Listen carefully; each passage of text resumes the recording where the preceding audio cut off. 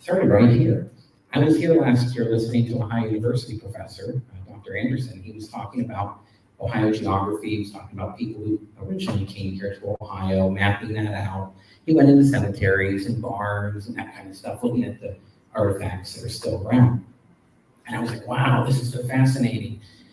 But I wanted to do something similar, but I wanted to tailor it to Belmont County because I know that we have a rich history here. And so I started digging into these Bureau of Land Management records and started making maps of it. I'm old school, I'm pen and paper. We brought Anthony on board, Anthony Atkins from GIS. He was able to digitize this for us. But anyway, I started making this map and I'm going through it township by township, section by section, and running into Crystal. And I said, hey, I gotta show you what I'm working on. We're both into history, And I showed her, she's like, I'm doing the same thing. I was like, wait, what, really? She was doing the southern end of the county, I'm doing the northern end. I said, hey, let's not overlap, let's work together in tandem on this, and we'll see what we can come up with. And we've made great strides, and it's only continuing. This is just the beginning. This is, at least how I view it, this is a great foundation, is what we're laying here. For any of you or anyone in the county, anyone in the area really, that wants to do research on land or maybe your ancestors. And it's already proven benefits. We've had people from all across the country who have benefited through this. And I hope that you'll be able to access this information online. And I'll show you that later in this presentation. But before we get to that, I want to give a little backstory. I wanted to explain surveying in Ohio and the history of this area. I'm big into maps. I love maps. Ever since I was little, I did. And so let's talk about some of the surveying that went on in Ohio. Ohio is very unique in terms of surveying. Each of these different colors are different survey systems that help lay out Ohio as we know today. This is very unique compared to other states or really anywhere else in the country. So we live over here in this mid-green area, the old 7 ranges, the first 7 ranges,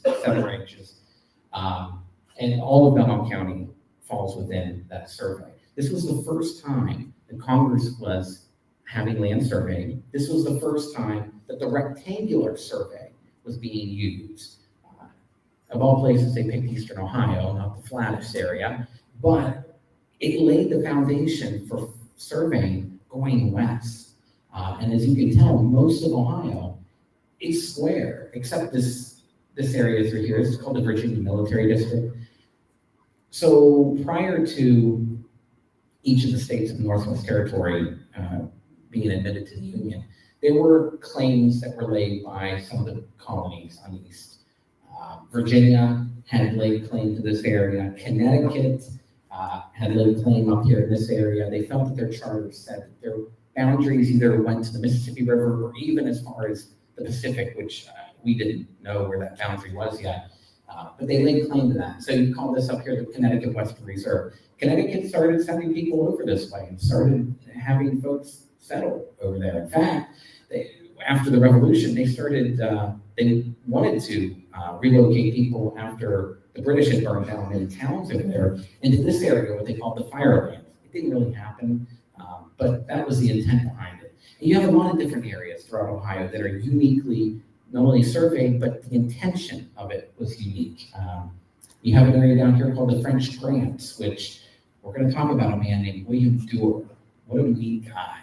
Not in a good way, though. But he swindled some people out of land. These were French immigrants. They were coming to America. They thought they were coming to farms. They thought they were going to get 100 acres, and they didn't. They were double selling land. And so the French grants were reserved, and Ohio said, you got to make this right and give them some land. And there actually was a second grant that came about a little bit later.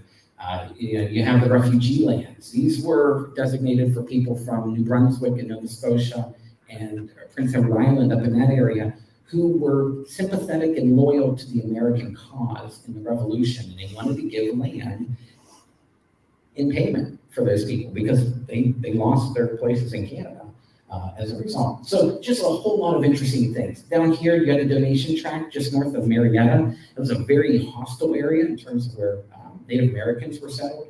And the Congress said, if any man is willing to go down there and settle, you can have the land. Just clear it, keep up with it, and you don't have to pay for it. That's down in the Big Bottom area, if you're familiar with that. So anyway, you have the Land Act 1785 that's instituted. That creates surveying. That's what establishes the rectangular survey and sets up for the 7 ranges. Then you have the Land Ordinance of 1787, which establishes the Northwest Territory. So it establishes the political governance of this area. And I'll show you a map of that here in just a bit. But as I said, it's a very unique area in terms of the country. There's 23 survey systems that comprise Ohio. And just to give you a picture, here's the United States. You can see all the survey systems that exist. You've got the meridians and the baselines for each of these surveys. But look at Ohio.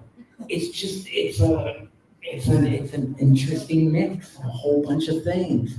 And it's because we were new. It was a new area. You got the 13 colonies that were over here. Each of them use a system called meets and bounds, which is very geographically based. It's following creeks, it's going from rocks to stones to different land markers, which you have that happen here in the rectangular survey, but rectangular survey makes no difference to what the geography is. It's been established townships, ranges, and sections, always in a straight line. Now, within those sections, you can have all kinds of variety of different boundaries, but at least you have these guide marks. It's a very, I don't want to say antiquated, but it's a very different system, meets and bounds, that is. It's very English in nature. Whereas this rectangular survey system that comes about, it's very Jeffersonian.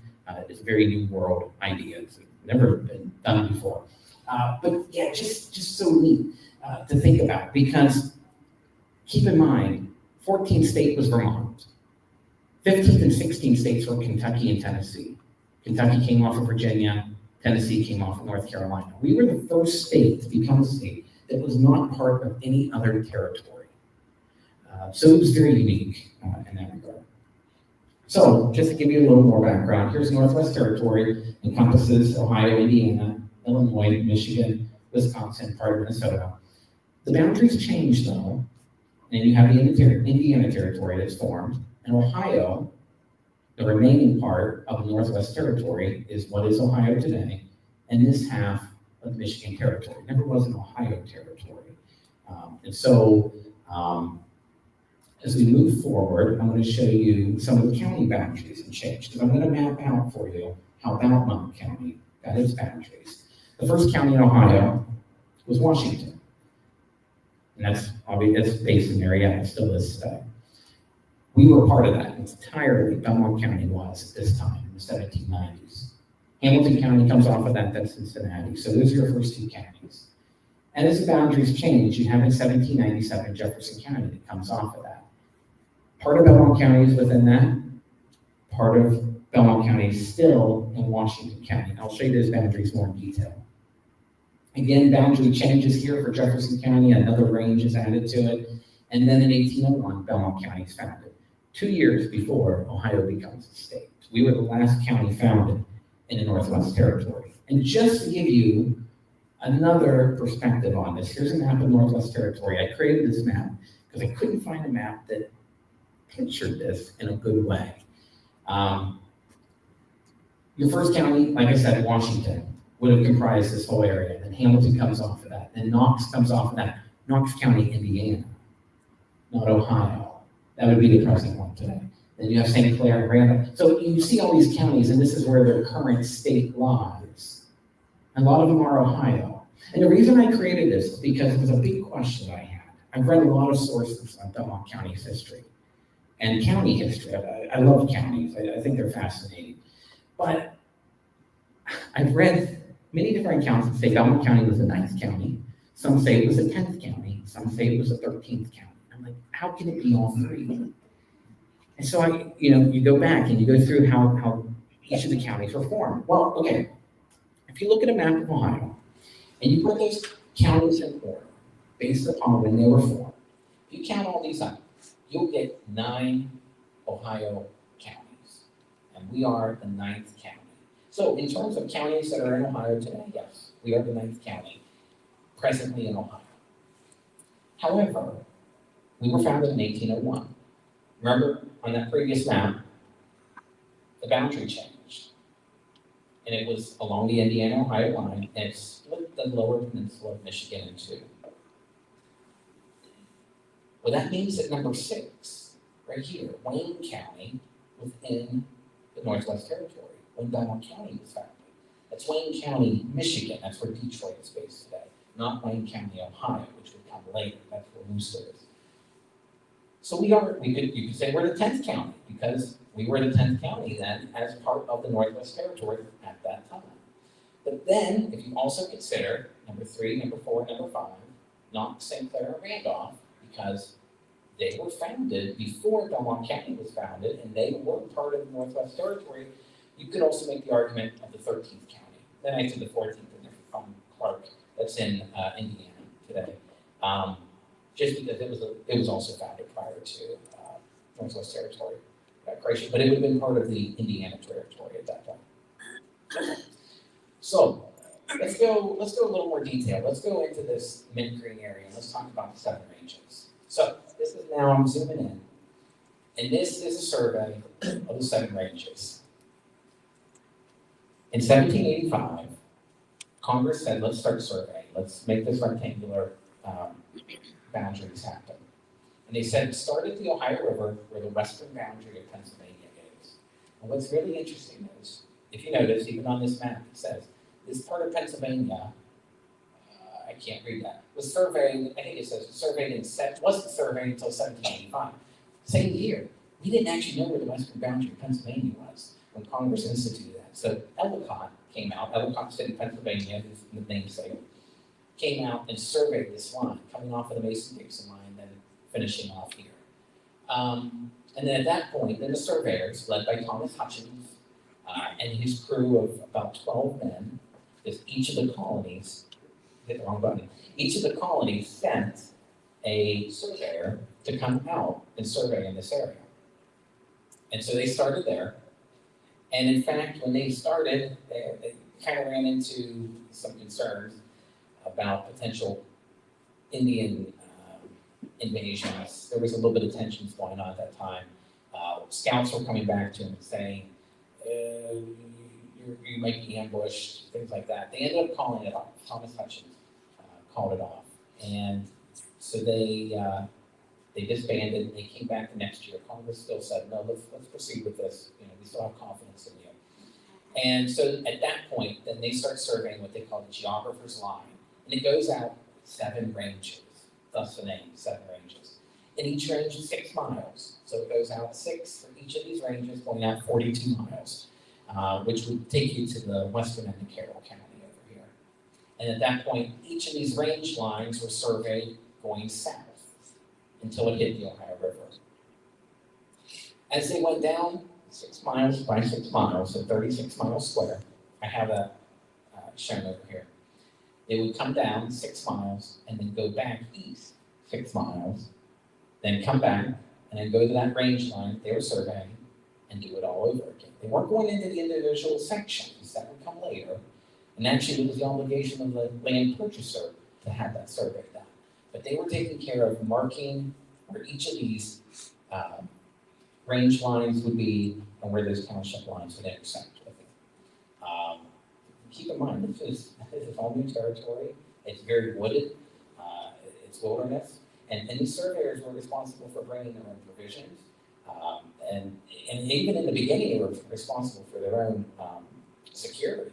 And then the federal government finally came in and they said, we had Fort Steuben established, would come in and provide that protection for them, bringing military men in to guide them. But it was a whole entourage of men that were coming through and surveying this area. It's just fascinating, just to think. And so then I also showed you this map here, just to show you the political boundaries today, entirely consisting of Monroe, Belmont, Harrison, Jefferson counties, and then portions of Columbia, Carroll, Tuscaloosa, Guernsey, Noble, and Washington counties. And I also like this map because it then shows you these numbers in here.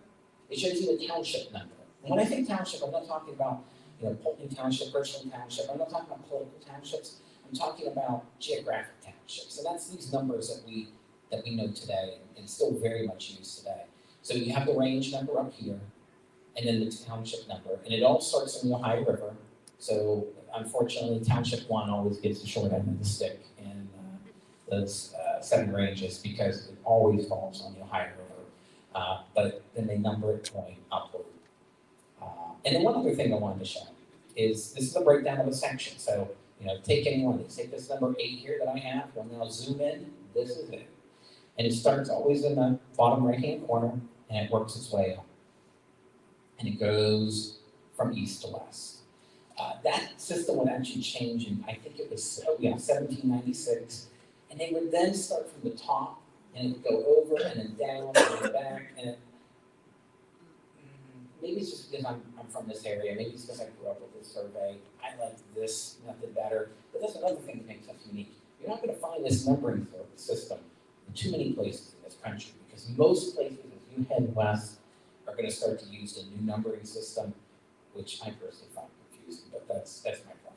Okay, anyway, I have marked on here 5 sections, and when I say a section, it's a square mile, 640 acres. I have 4 of them marked in red. Does anyone know what these are? These are what they called Congress lands. These were reserved by Congress in hopes they weren't selling these off just yet. They weren't going to give these off just yet. The idea was let the land around it get farmed, built up, and then Congress would sell these lands later and hopefully be able to make a little bit more money on it. Maybe it would be worth a little bit more. And then section 16, and these things are taught in, was it fourth grade in Ohio history, and you hear about section 16, but you're never told the entirety of it, at least I feel. You always hear section 16 is reserved for the schools. Well, it was a nice idea, but it wasn't really something that was practical, and it wasn't something that really came to fruition. In fact, if you've been up here and you look at our map, section 16, they're blank. One thing I'm going to get into, I'm going to dig into them, but there were no patents that were issued from the federal government, so you're not going to find them in the Bureau of Land Management's records, which I hope to show you on the website here in a little bit. Those were actually sold through the auditor of the state because those lands were reserved for school, as I said. Some of these lands were not occupied until the 1880s, even here in Belmont County, which I find fascinating because you've got land grants to go back to the 1780s in this county, all along the river. Mertens Ferry is Bridgeport, Powhatan Point, the Shady Side area. We're going to talk about Shady Side here in a little bit. But it's just really interesting to think that there were unoccupied lands that had no ownership. The state still laid claim to them, and they were intending to eventually sell them. Some did go earlier, though. Some went like in the late 1810s. But anyway, let's continue on. So I want to show you more boundaries. This is a formation of Jefferson County. This red line here comes down, goes over. This is the description. Beginning on the west bank of the Ohio, where the western boundary of Pennsylvania crosses it, it's up here, and go down the river to the southern boundary of the 4th Township. This is the 4th Township, in the 3rd range. And then you go over 2 and then up. And then they changed the boundary, and it went over 1 more range. I've never found any reason why, but it was changed in 1799. And then Belmont County was formed in September of 1801. And the blue line here is what Belmont County was originally. And what I think is really interesting is how these surveys kind of overlap and you get to see. If you take this blue line on the top and you take this red line on the bottom, that's Belmont County's boundaries today. I think it's by chance. I don't know. I don't know if there was intention behind that, but I thought that was pretty neat. So all this land that was here, that was part of Belmont County at one time. We gave the 7th range, the western part of the county, to Guernsey County when it was formed in 1810. And then we gave the southern part of Belmont County, what was called Salem Township. We gave that to Monroe County in 1813. Actually, this section 8, Township 8 right here, would actually, Guernsey County would give that to form Noble County. I think that was in 1851.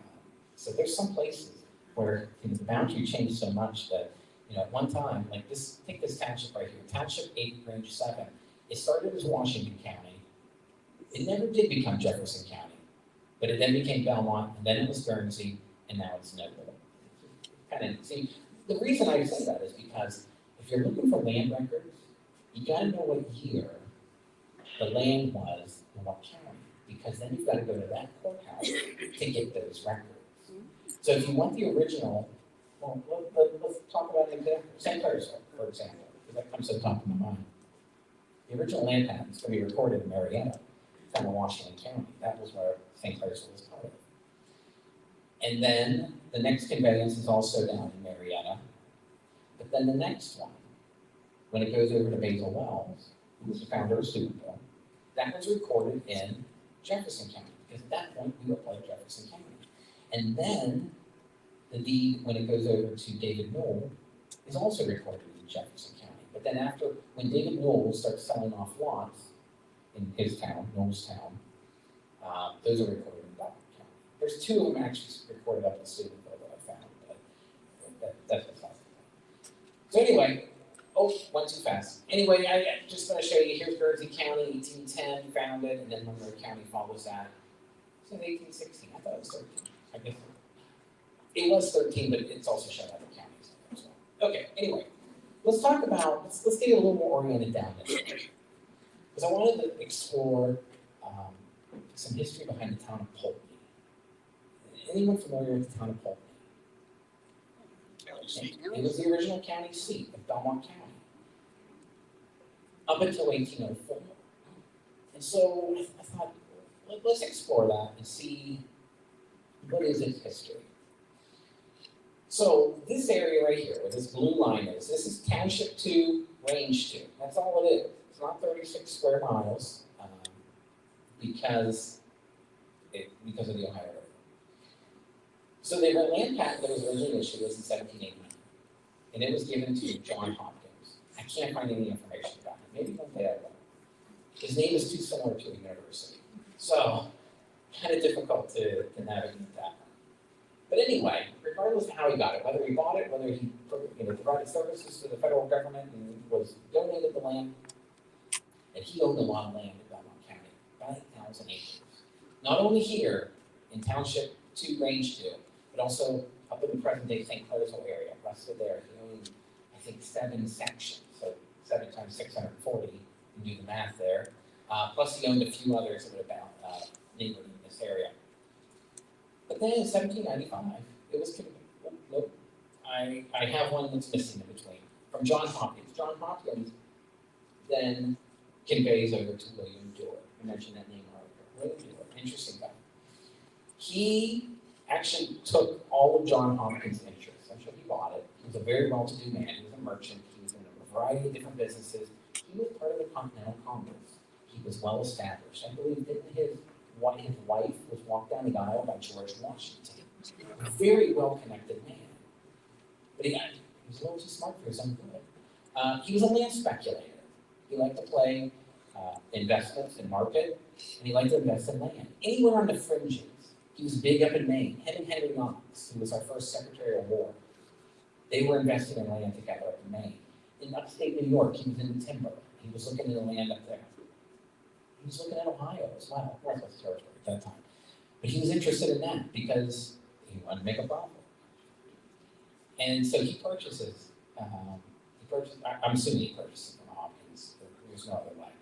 But anyway, he ends up going to prison because, and I think Crystal's probably going to talk a little more about it. I'll let her talk about it. I don't want to spoil it. Anyway, I just think he's an interesting guy. I want to explore more about him and really map out his life, but just fascinating. But anyway, in 1795, I'll just say he was in prison, and he needed to pay his debts, and he ended up selling for $10,730 this tract of land to Robert Troup. Robert Troup was a very well-connected man at the time as well.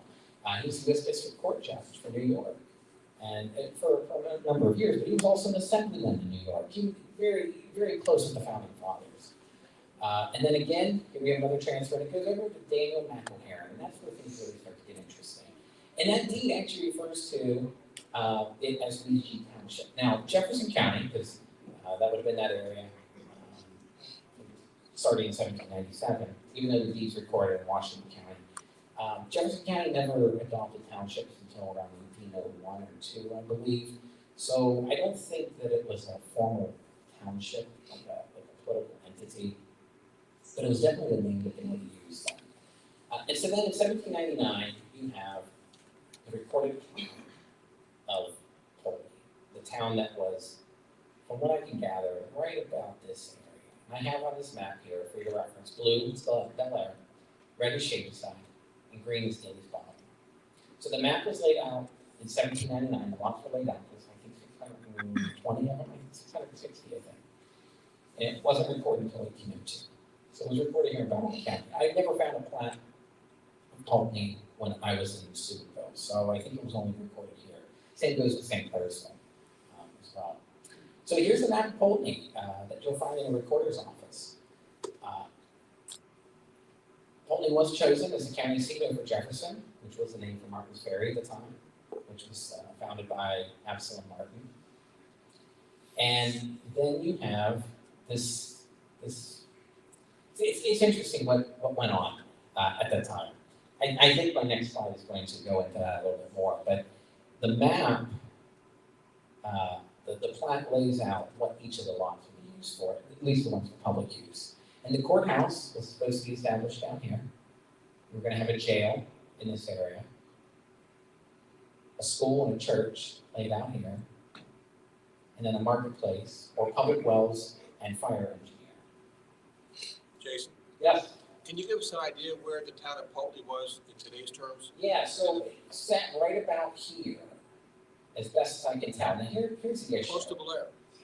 Shadyside. Shadyside. Yeah, so roughly the area where Avondale is, and then the north end of Shadyside, as best as I can tell. Here's the issue.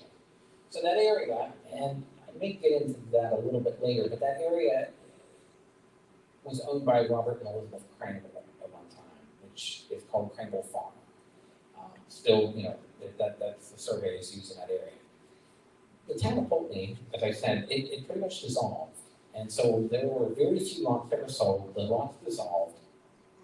And unfortunately, the survey that was listed here in the description does not match the survey that is used there today. And unfortunately, even this description here says, beginning on a point on the Ohio River and then going southward, whatever degrees. I don't know where that point is. So maybe one day I'll be able to answer that. But I will say this.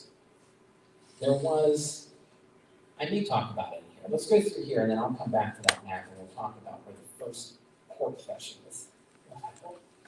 Anyway, so the county started in September in 1801. 2 months later, you have the first meeting of judges, and that is David Lockwood, Jacob Repshire, and Daniel McElherron. Daniel McElherron is the one who laid out Poultney.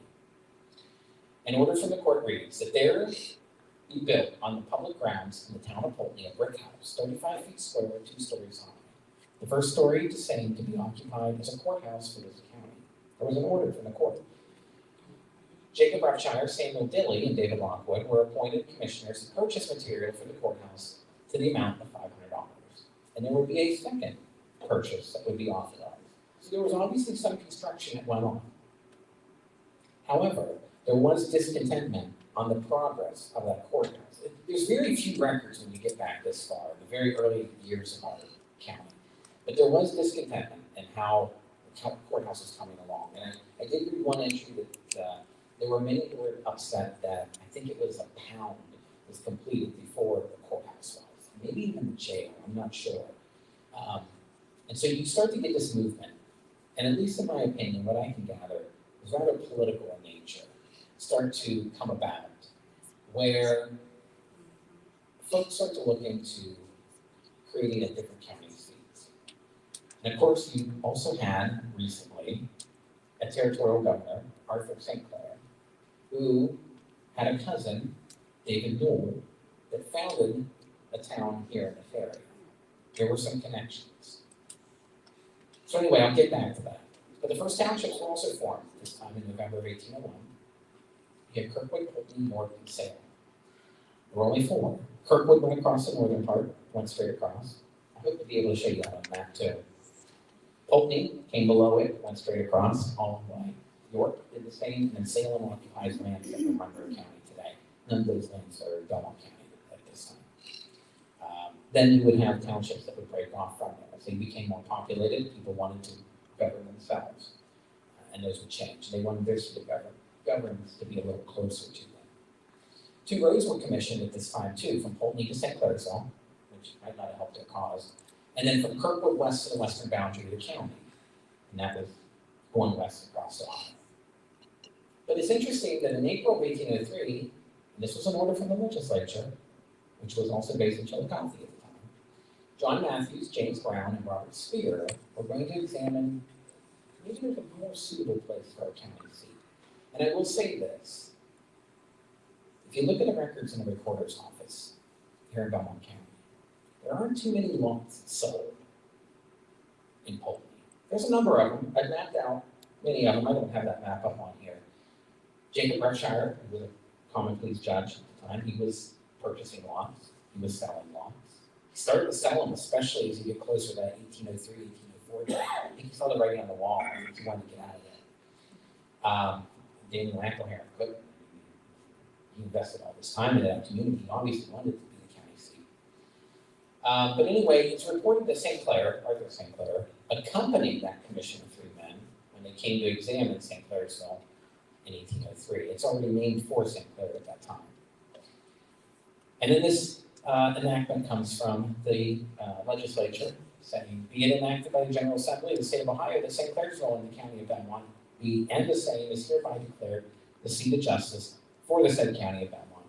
And at that point, the courts are moved up to St. Clairsville. This was passed in January, went into effect in April of 1804. And the lands that were going to be used for public use that the county was occupying, they were sold back to Daniel Acklehair. There were 660 lots. And as I said, there were relatively few of them ended up selling, which is unfortunate. It's a very good location, if you ask me. It's a flat bottom area, frequently called Poultney Bottom. And you'll see that even in deeds going up until around the turn of the century, 1900s. As we continue on, I want to show you what happened to these lands post-Poultney, because as I said, Poultney dissolves. This is where Crystal's going to get in a little bit of this. I don't want to spoil the surprise. I think it's fascinating. So anyway, this is 1850. Daniel Acklehair is already deceased. And unfortunately, I think he died in a bad state. I think he ended up back in New Jersey. That's where he ended up dying, right, in the county of Essex. And I kind of wonder if, all the political turmoil and losing the county seat and the failure of the town, unfortunately, played a lot into that. I don't know. He only died a few years after the county seat ended up getting transferred. But anyway, in 1815, it took a while apparently to settle the state. He owned a lot of land. The deed conveyed to Samuel Sprague. I'm going to let Crystal talk about Samuel. Samuel's an interesting guy. He had a milling connection, that's where he's from. But this was the land, and I mapped this out. It was really fun to do.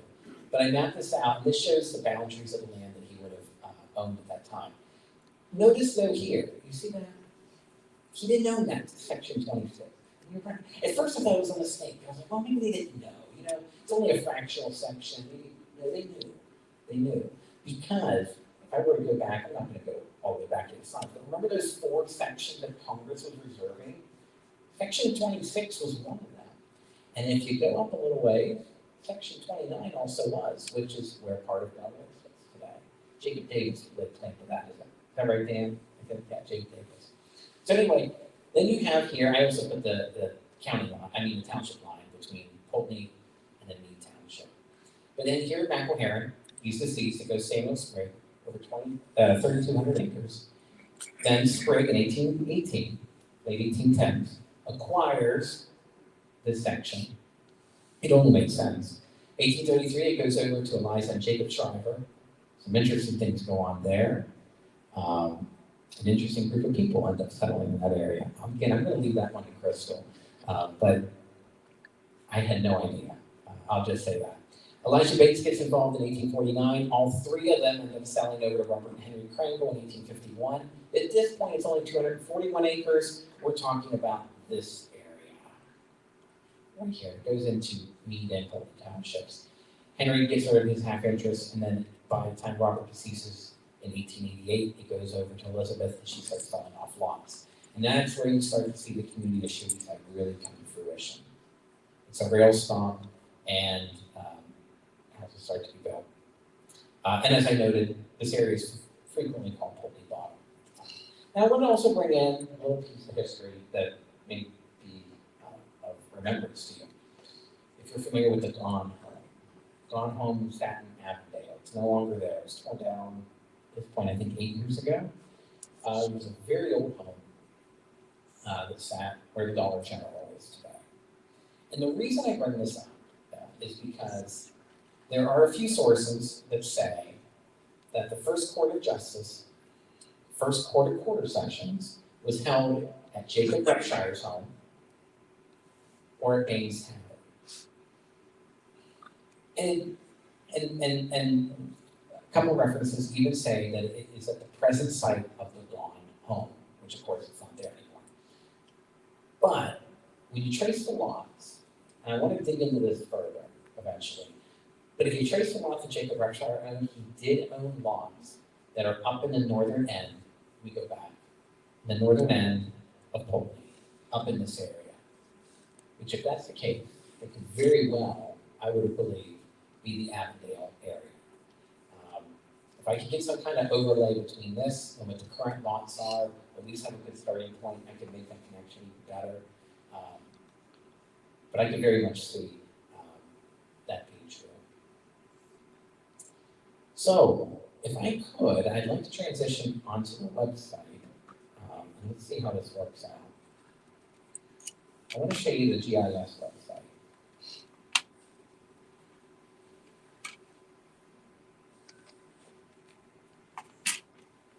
Oh, now, will it project that onto there? Because I want to show you the map, if you haven't already seen it up here. I want to show you it in its digital form that you can interact with at home. And I encourage you to. Because like I said, I think this is a great foundation. Oh yeah, there we go. Fantastic. So this is the GIS website, and you've got a whole bunch of different maps that you can utilize over here. But the one I'm interested for this is the historical. And if you go on here, this is Belco GIS. That's the website, belcogis.com. The disclaimer that pops up.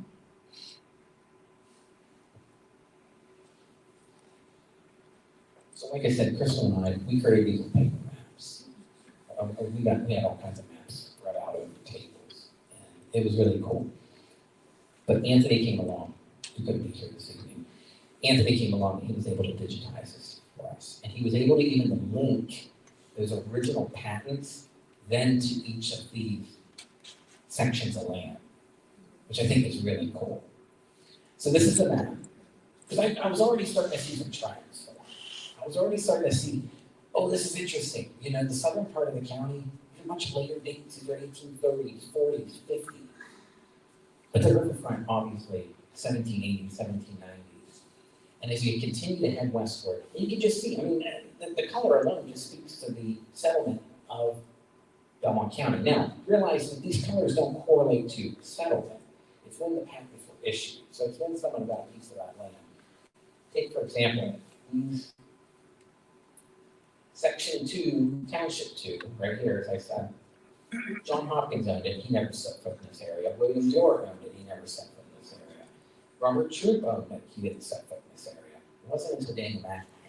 So just because the land patent was issued, it didn't mean that there was a farm being established or a home being built. But anyway, you can just kind of see, you know, these areas. You can see like along Captina Creek, you see the blue, because the blue would be older than the green. You just see, I just think that's fascinating. Drover's Trail, you can see how that's from. Pike Creek, go up through there. Just very fascinating. But anyway, we can zoom in on some of these.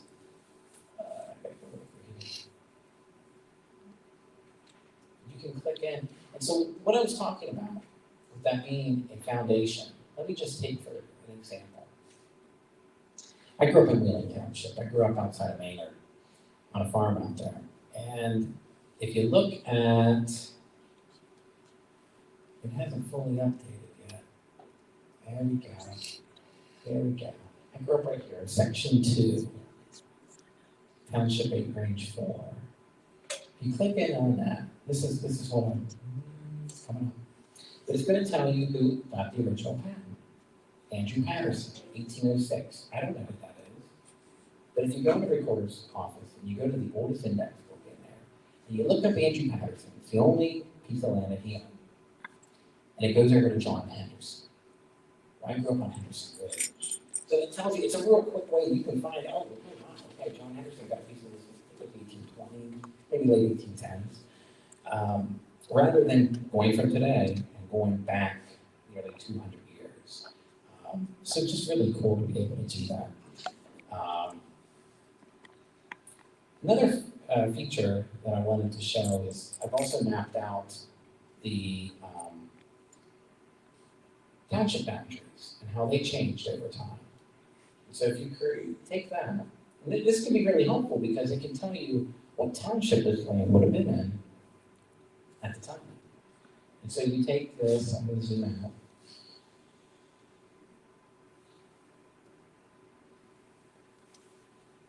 Anyway, you can see the boundaries are very different than what they are today. You see the lines, York Township goes all the way across, Kirkwood Township, and you can see it goes all the way out here. But anyway, like I said, it links over, you click on any of these sections, it links over then to the Bureau of Land Management's website, which I'm not going to take you over to, just for the sake of time, but if you click on that view, it'll show you the original handwritten. It's really cool to see. So, I appreciate you listening. I'm going to hand the mic over to Crystal and let her take over. Oh, yeah, let's see. How do we get that over? Just click the X on in the. There you go. All right, great. So now I'm going to introduce you to some of the people that lived back in those times, which I found really interesting. Now, first of all, let's get an idea of what's going on in the area at the time. So, first European land purchases, 1788. Those are the first ones that the earliest ones, properties that were sold. Turbulent times.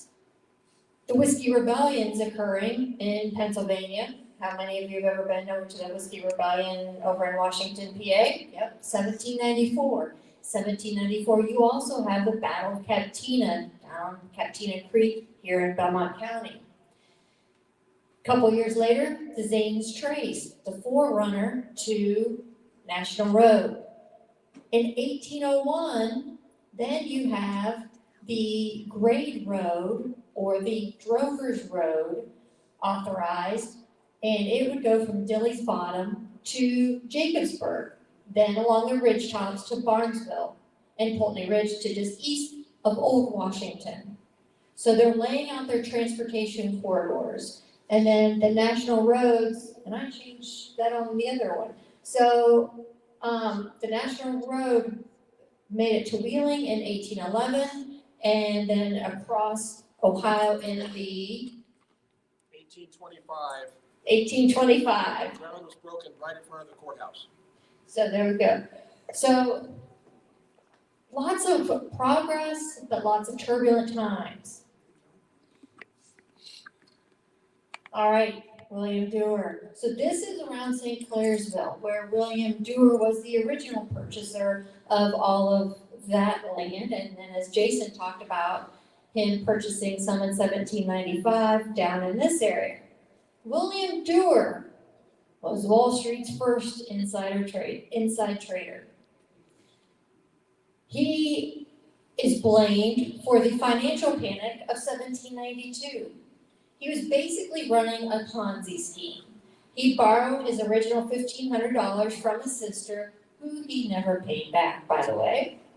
And, he was, Jason mentioned, George Washington walked his wife down the aisle to him when he got married. This is an a very highly respectable person, supposedly, who's running a Ponzi scheme.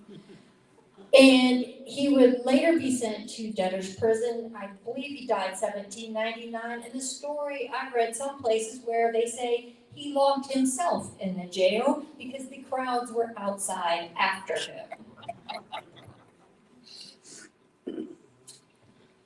And there we go, William Dewar, and I stole Jason's slide, does that look familiar? And he purchased some of the property down in this area. Okay, Arthur Lee is another name. This was north of Brookside. He bought quite a bit of property. As far as I know, never lived here. Does the surname Lee sound familiar? Yep, see some folks shaking their heads. Okay, so follow me. Here's the genealogy of Mr. Arthur Lee. Arthur Lee, his parents, Thomas Lee and Hannah Harrison Ludwell. He has several brothers, two of whom signed the Declaration of Independence. Richard Henry Lee and Francis Lightfoot Lee both signed. So he comes from a very prominent family as well.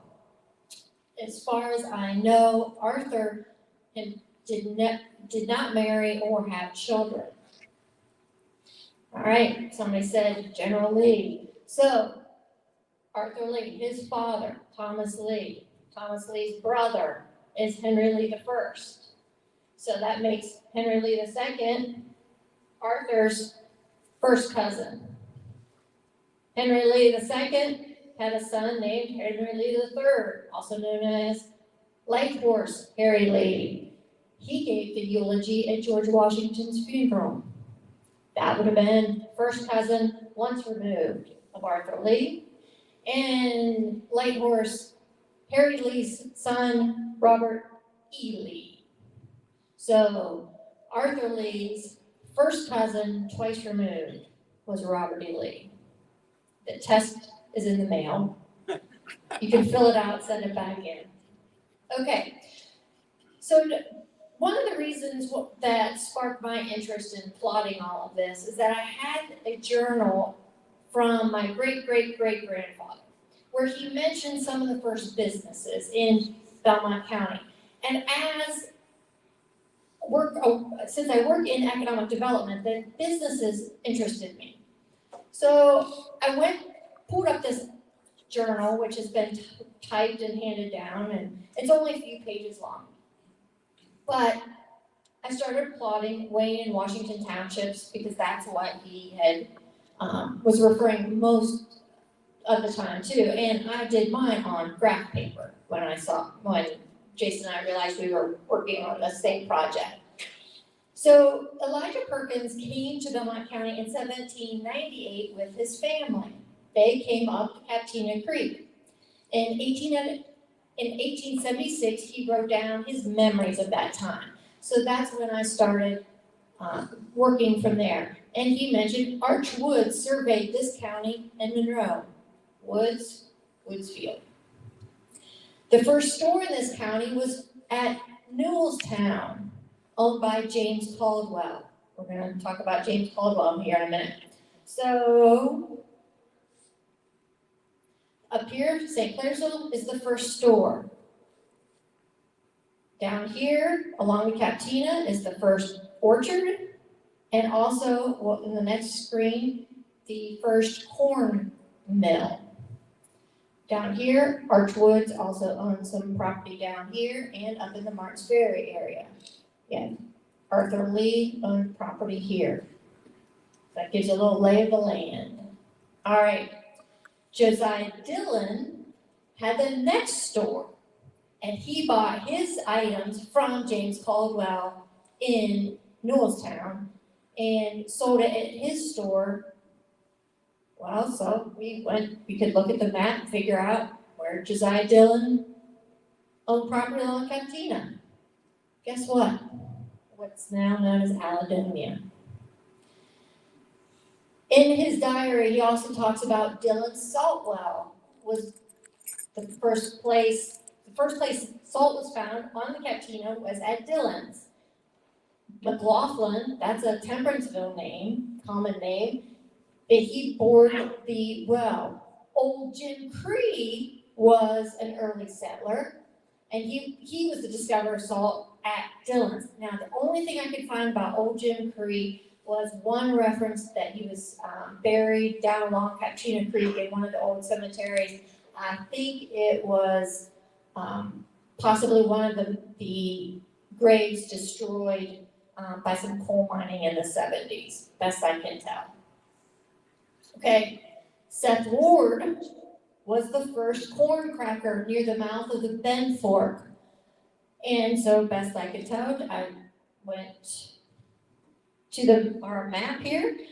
I can see where Bend Fork comes down and meets Captina Creek, and look who owns property there. So that's allowed me to kind of map out some of those first businesses. So if you have anything in your family that's been passed down, start looking at the map. It makes history come alive when you can see it all. All right, let's go back to James Caldwell, the man who had the first store in St. Clairsville. His father was a very large landowner in Wheeling, very prominent family. He was James banking president, member of the Constitutional Convention. He was the Belmont County Clerk of Courts for a while. He was born in 1770. Keep that in mind. He died in 1838. We learned from his will that he'd already given large sums of money to two of his sons who had gone to St. Louis, and he gave that money for them to start businesses out there. We know from the will that his wife was already deceased, and I believe one daughter was deceased. In his will, he also left provisions for his son, Alfred, who was at Harvard Law School. And there was a lot written in that will about Alfred. Makes me wonder, it almost seemed like he was worried about the future of Alfred's future, because so much was supposed to be given to him for, the rest of his life kind of thing, and lots of interesting information, and you can find that will online. But remember where Josiah Dillon had property down along Captina in Alledonia? This was Josiah Dillon's property. Guess who owned this farm right here? James Caldwell. Those two did a lot of business together, or seemed to. They did a lot of business down here along the creek and up in St. Clairsville. You'll see them both as property owners.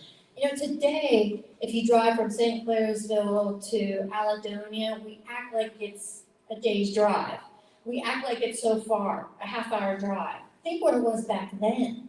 And that's where they were getting their goods. So a little bit of perspective. Okay, what else do we learn in his will? Guess what? He leaves that farm to his housekeeper, Mary Holtz, and her son, Alexander C. Holtz. For as long as she shall remain single and unmarried. If she marries, the farm passes to Alexander. Alexander was born around 1831. Mary was 31 at the time. Now, this is where things get kind of wonky when you're looking through history. Census records say Alexander was born in Pennsylvania. Not sure why that story, if that's true, maybe it was, we don't know.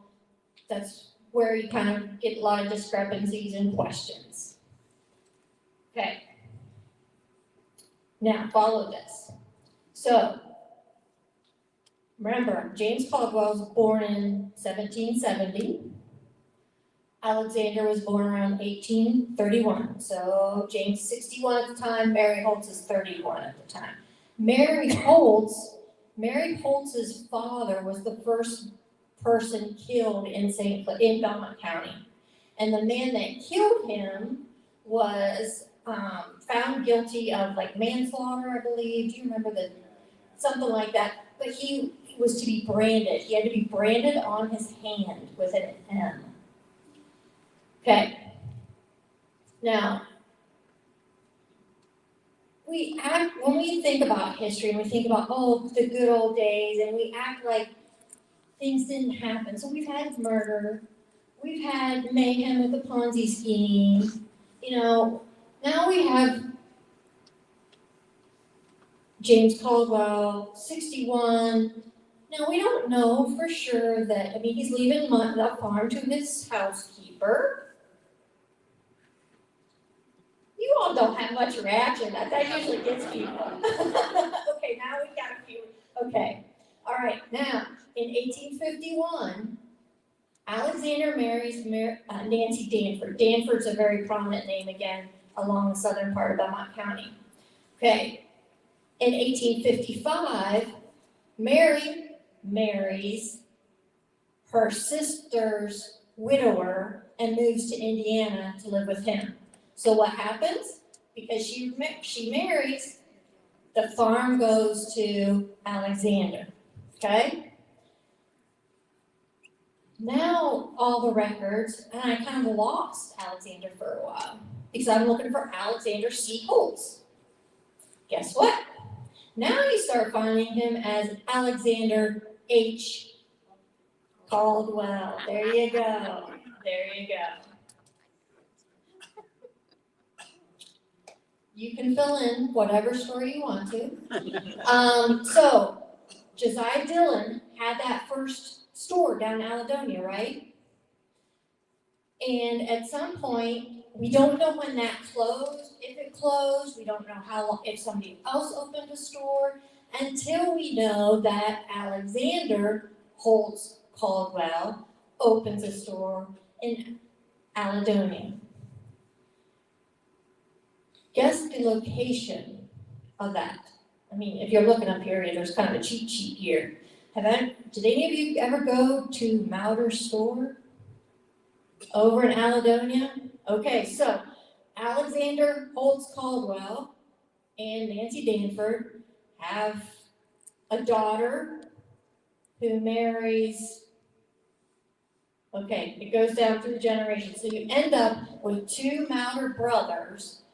One ends up marrying into another Caldwell family, supposedly another Caldwell family unrelated, but then it all passes. So there was a store, and the Mauder brothers had a store there until what, late 1880s, early 1990s. So there's been was a store in that area for almost 200 years, which I find fascinating, especially if you go through there now. And you can see the start of all of that. Okay, some of the other things we've learned about mapping this. There are 26 women landowners, and I say about 26 because some of the names we can't really tell. But at least 26, and going through that, I'm like, some of these names, this name's familiar. It was my great-great-great-great-grandmother. That's why I rang a bell. So you can find some interesting stories then about researching the women, and many of them are widowed at that point, and when they're able to get the land. By the 1820 census, we find that there are about 78 free blacks living in the county as well. What I'd like to do sometime is compare those names to start looking them up in court records to see when the first landowner was, but that's another project. Okay, so you've got all these, you've got female landowners, you've got free blacks living in the county. It seems pretty progressive, and I use that word loosely, but I can't think of another one to use. And then we discover that they have this other interesting progressive idea, the Ohio Phalanx Company.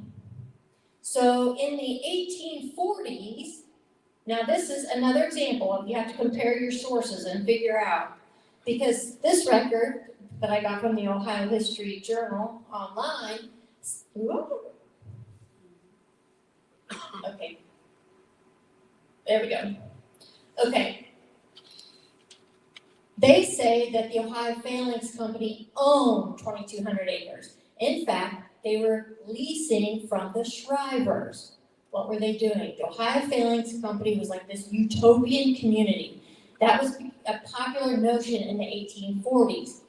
In the Ohio History Journal, they call it the communist communities, where people had to buy memberships basically into these companies, and they would live in a communal place, and they would help each other exist and create these cooperative communities. It failed after a few years. This particular one, the Ohio Failings Company, they advertised, like in the New York papers, they advertised everywhere to get new members. And an attorney by the last name of Grant was the organizer, and he was out of Canton. But so that was an interesting thing. So I first stumbled upon some news articles about that, and they talked about this group of people, and a couple hundred people, I think, did end up moving here to try it. But then there were articles like they didn't like to work. That was our best guess, but they had a lot of lectures and dances and those types of things. But like I said, it eventually failed. Best we can tell from the newspaper articles that they lived in this like three-story house or a three-story building, I think of it like a dorm, that would have been, we think, where Shady Side High School is today. Okay, so they leased, it's kind of like a lease to buy. They could buy it, this 2,200 acres at any time, but it failed, and they still owed money to the Shrivers. So they're done, but then you see Elisha Bates is added to the deed with the Shrivers. Who's Elisha Bates? We can't figure out exactly why he all of a sudden partnered up with them, but Elisha Bates was a very prominent Quaker in the early 1800s. He lived up in Mount Pleasant. He was a printer, and he would print a lot of pamphlets and articles, Quaker related. Well, he disagreed with one of the ministers, and then he started pushing, so he ended up, if you start studying Quaker history, there was a split of the Quakers in the early 1800s, and he was kind of instrumental, I think, in some of that. But I found an article that said it upset what Elisha Bates was doing, upset Howard Horton, or Horton Howard. I would do that. Horton Howard. Okay? Who's Horton Howard? Horton Howard lives up in Mount Pleasant area, but he is another prominent Quaker, came from North Carolina. Interestingly, he came from a family, wealthy slave holders. Well, you couldn't just release your slaves. When his parents died, he inherited the slaves, but you could give the slaves to the Quaker church, and then the Quaker church could free them. So that's what he did and freed the slaves. And then in the late 1700s, he was one of 3 Quakers sent to Pennsylvania to scout out new territory in the free areas. And then eventually was sent over, when the Northwest Territory was opened up, sent over to Ohio to stake that area out. He was a medical doctor early in life. He but ends up moving to the western part of Ohio. He was, interestingly, when he came to Ohio, first in the Mount Pleasant area, he worked as an employee in the land office in Steubenville. So he was helping people buy the land. So I thought that was an interesting connection.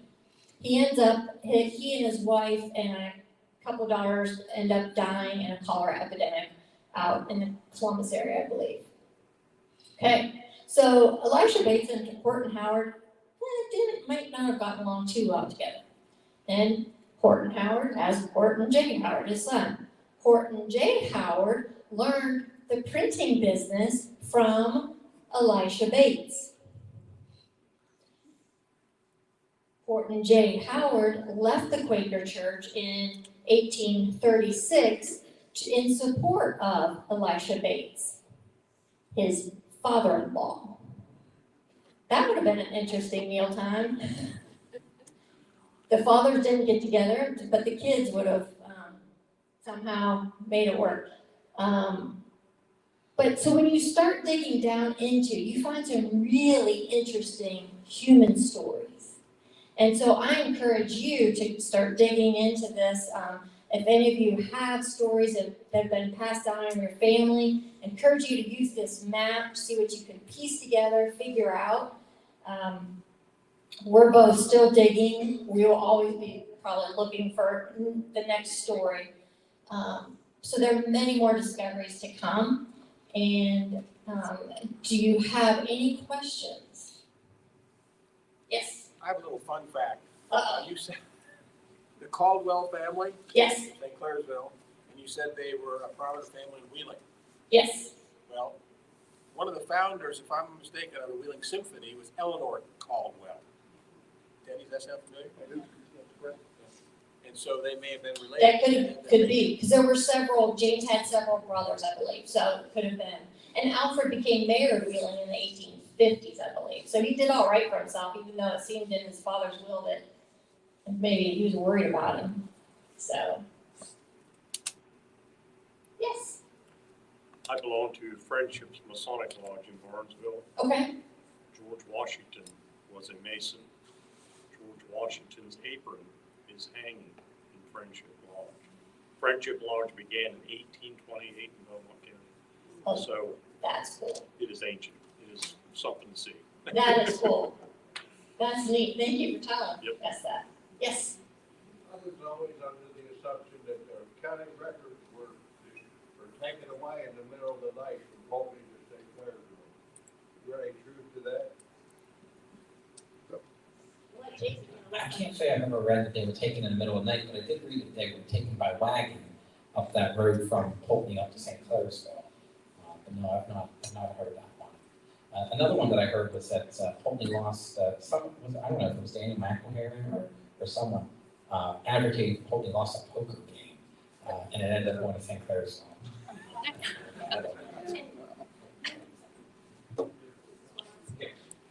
McElharry, I forgot to, so McElharry, and we saw that his property went to Samuel Sprague. Samuel Sprague married McElharry's widow. And then Eliza Shriver, no, the other Shriver, no, Eliza and Jacob. Eliza was McElharry's daughter that survived. So, and then at one point, the Spriggs and the Shrivers all lived in the same house. So, very interesting. Question over here? No, the story behind St. Clairsville getting to be the county seat was that the people of St. Clairsville invited St. Clair, General St. Clair, to come to St. Clairsville for a celebration of what kind, I don't know. But anyway, they wined and dined him and then asked him if he would, and of course they flattered him, I'm sure. And they asked him if he would change the county seat. And as soon as he said yeah, and they promised they would name it St. Clairsville after.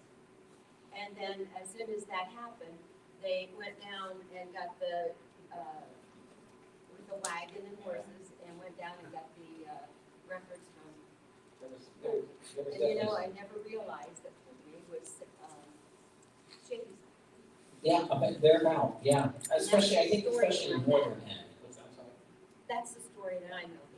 No, I think there was definitely a lot of political maneuvering going on. Yeah, Dan. You mentioned John Matthews as one of the commissioners that was appointed by the legislature. When John Matthews kept a journal, he was a surveyor that came from Massachusetts. I believe that he was related somehow to Atkins. And he traveled all through Belmont County in eastern Ohio.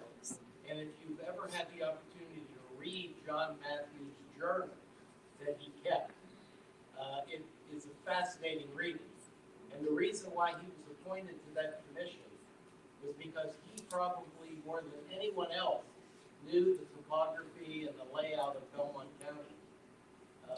And that's the reason why I think he was chosen, because he had been here and knew the county intimately. Yeah, no, that makes a lot of sense. And so he was one that did agree that the county seat should be moved to a more central location. Very good. Yes. This is trivial, but I always, I lived in St. Clairsville the local way, and I was always told that it was the county seat because it was the highest point in the county. I mean, it's high up there. I mean, it's a good location. I mean, in terms of, and I know Dan's written a lot about this, you know, with the railroad coming along later, and, you know, it was in a good spot in terms of being there eventually on a national road, but, you know, rail access became very important, and it kind of brought that into question, but, I mean, yeah, when you're in a high vantage point like that, it's a good location. Oh, yes, yeah, Carol. Jason, we've talked about this before. You've never seen where any of the Indians ever owned property. I don't think they believed in owning. Right, that's what I heard, because this one family, in their history, their ancestor, they were proud because they were one of the first settlers on the hill that I live on, and they said their ancestor purchased the property from the Indians. But you know how I get into the deeds and that, I don't see where it was actually purchased. I forget from who, but I think Steubenville Land Office. Well, unless that's what they meant, that they were the first European, maybe that's what they meant. They were the first European landowner. I don't know. See, that's what I always said, but family was proud because they bought it off the Indians. Oh. It's like, because the Indians wouldn't have had any ownership, and like you said, they didn't believe in. The land was here to be used, but nobody could own it. Yeah. So. You brought up the Steubenville Land Office. I think that something I neglected to mention was your first 3 tiers of townships on the north end, so excluding that southern row, so York, Wayne, Washington, Somerset, all the rest of the townships, their grants were issued out of Steubenville, when it was Steubenville. Some were issued out of New York, and then eventually Philadelphia, and real briefly in Pittsburgh. But Steubenville primarily. That southern tier, they were issued out of Marietta. And in fact, I thought there was a mistake. And I was like, well, what's going on? I'm going through these patents. In York Township, there's a real late one. I think it's from 1851, I think. And it came out of Chillicothe. I was like, oh, this is a typo. This is wrong. Because sometimes, if you ever go on the Bureau of Land Management's records, you're going to find there are some mistakes. They've got the wrong township, they got the wrong survey, different things. But it's infrequent. It's overall very good. But at that point, they closed Steubenville and they closed Marietta, and everything got consolidated in Chillicothe. So just a little fun fact there.